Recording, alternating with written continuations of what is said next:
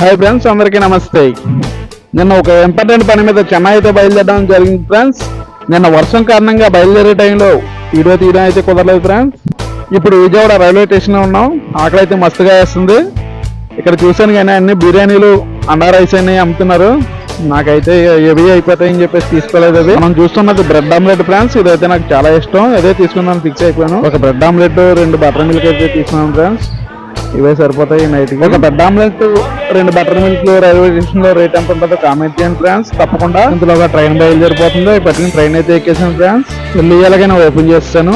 తింటున్నాను కానీ గతంలో తిన్నంత టేస్ట్ అయితే లేదు ఫ్రెండ్స్. ఏం చేస్తాం, కడుపు నింపుకోవడానికి ఏదో తినాలి కదా. పడుకోవాలి ఇప్పుడు, ఎందుకంటే రేపు పొద్దున చెన్నైలో చాలా పని అయితే ఉంది మనకి ఫ్రెండ్స్. రేపు మార్నింగ్ చెన్నైలో దిగేసరికి మార్నింగ్ 7 అవుతుందంట. మా పక్కన ఉన్న వాళ్ళు చెప్తున్నారు. చెన్నైలో అయితే దిగిపోయాం ఫ్రెండ్స్. రైల్వే స్టేషన్ లో ఉన్నాం. ఈ వీడియో నచ్చినట్లయితే లైక్ చేయండి, షేర్ చేయండి, కామెంట్ చేయండి, సబ్స్క్రైబ్ చేయండి ఫ్రెండ్స్. బాయ్.